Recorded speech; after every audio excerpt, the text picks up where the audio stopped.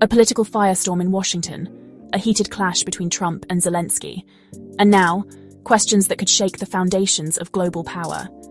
Is this the moment America falls and China rises as the world's new leader? February 28, 2025, the White House. What was supposed to be a diplomatic breakthrough between the US and Ukraine quickly turned into a historic confrontation that sent shockwaves around the world. Here comes Vance, the vice president. The American people have given more than enough. Billions of dollars, weapons, resources, yet we don't hear much gratitude from Kiev. It's always about what more we should do. We are grateful. We have always been grateful. But gratitude does not mean silence. You're drafting teenagers and old men because you're running out of soldiers, you are losing the war? How much longer can this go on? We are not losing. We are defending ourselves with every person willing to fight. But we are fighting for freedom, ours and yours. If Ukraine falls, who will be next? With all due respect, Mr. Zelensky, standing in the Oval Office and lecturing the President of the United States is not acceptable. Let's not pretend you didn't involve yourself in our elections. We remember Pennsylvania, October 2024. You were there, speaking to our workers, pushing a message that just so happened to align with the Democrats' agenda. If you can't even acknowledge what the US has done for your country, then maybe it's time for Europe to take the lead. America is not an ATM, and we won't be guilt-tripped into endless support. Here comes Trump, the president.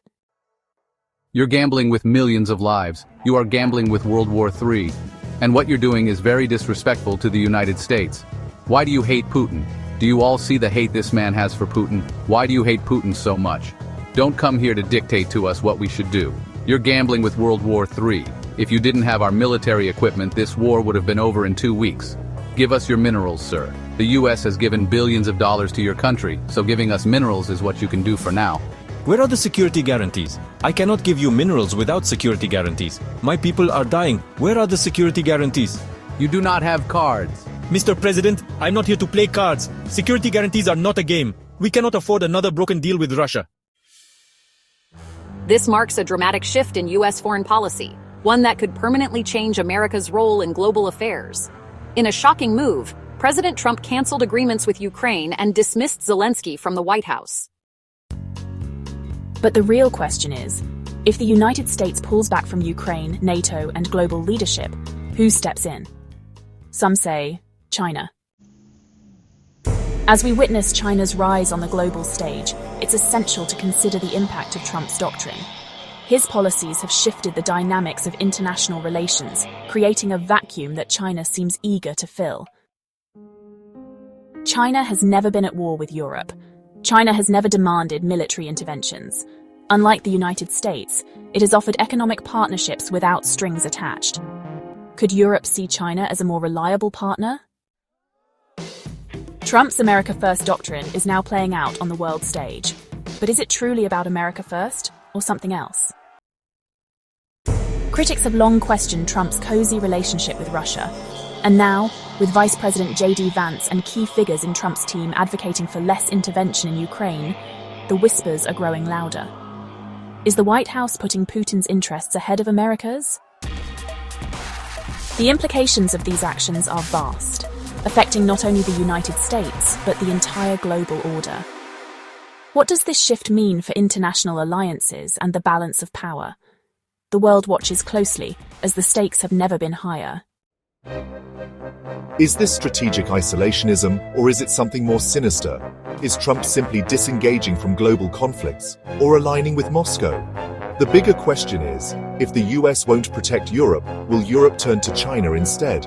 And if that happens, does that mark the end of the US as the world's dominant superpower? What if this is the moment historians will look back on and say, this is when the world order changed? We still believe in our allies. We still believe in democracy, but Ukraine will not stand alone. So, what happens next? Does the world move forward without the United States? Is China about to take center stage? Or is this all just part of Trump's grand strategy? Tell us what you think. Comment below. What are the long-term implications of these shifts in global power dynamics? How will alliances realign, and what could this mean for the future of international relations? To truly understand what's happening, we need to step back and analyze the bigger picture. Let's break it down. For decades, the United States has been Ukraine's most powerful ally, providing billions in military and humanitarian aid. But Trump's abrupt shift marks a stark departure from previous administrations. China, on the other hand, has played the long game, offering trade, infrastructure, and economic investments without getting entangled in military conflicts. Could this be why Europe is considering a pivot? What does Russia really want? Putin has been clear: no NATO expansion, no Western interference, and if the United States steps back, Russia may claim victory without even firing a shot. If the United States continues to pull back, who fills the vacuum? Could this be the official start of a new world order? What do you think? Comment below! Is the United States still the world's leader, or are we witnessing the dawn of a new superpower? Subscribe for more deep dives into global politics. Subscribe and stay informed.